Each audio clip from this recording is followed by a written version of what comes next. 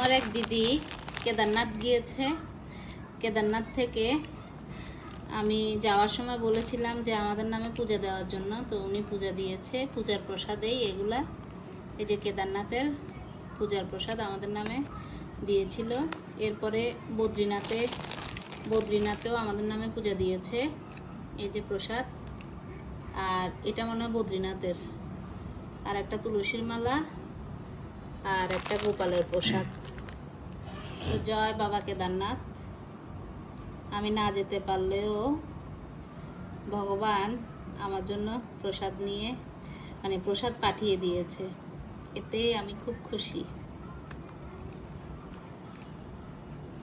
এটাই বা কজনে পায়। যাই হোক, দিদিটার মাধ্যমে আমি বাবার কাছে পূজা দিতে পেরেছি।